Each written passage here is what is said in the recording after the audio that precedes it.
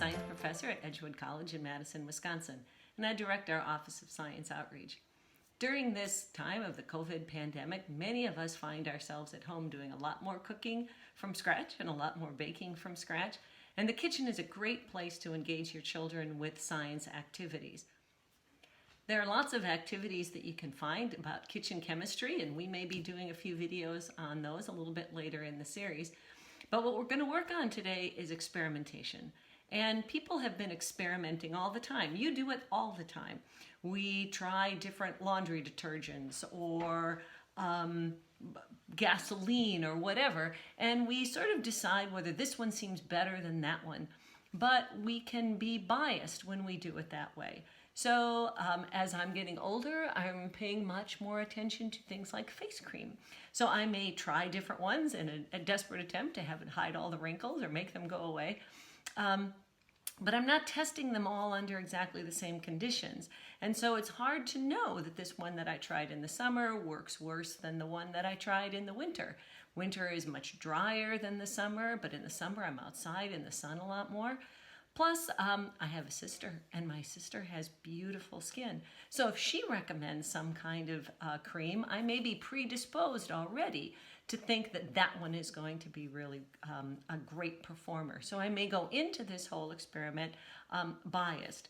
And so what science did is try to formalize a mechanism by which we can test things that decreases as much as humanly possible the effect of bias and makes all of these tests a very fair test. So we're going back to my kitchen now, and when I first started baking, I had some yeast in my kitchen, in the fridge, and I've had it for a long time. I can't find any kind of expiration date on it. When I bought it, apparently I was being very ambitious about baking, and I bought a lot of it.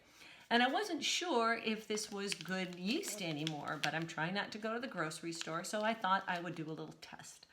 And for that test, I put a little bit of yeast, a little bit of sugar, and some water in a little pot.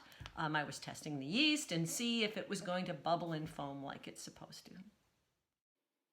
After letting the yeast sit for a little while, this is what I saw.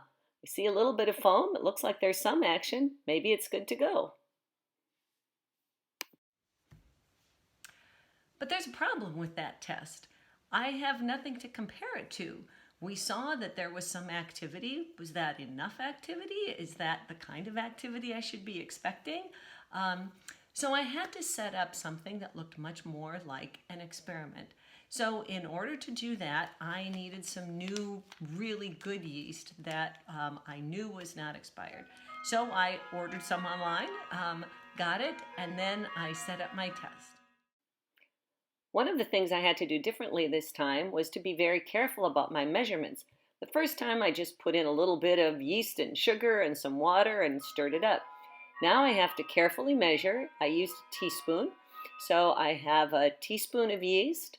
It's hard to measure sometimes. Get it nice and level because I have to do this exactly the same way for my new yeast.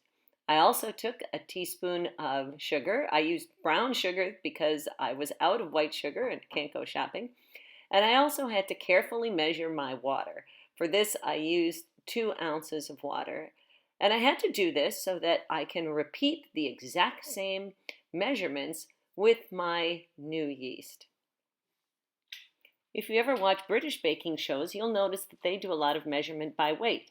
That's because it's more accurate than using spoons and cups. If you have a kitchen scale, get it out and try measuring things by weight. I followed the same procedure for my old yeast and for my new yeast. Exactly the same containers, exactly the same amounts in every one. I used different spoons so as not to cross-contaminate. And now I let them sit and wait. As you can see from my results, although there was some activity in my old yeast, it was not nearly as good as my new yeast. So I think I'll toss the old one and use the new one because I will have much better results. So this is one way to do a fair test. Keep everything the same except for the one thing, we call that a variable, that you're changing. Have a good time baking!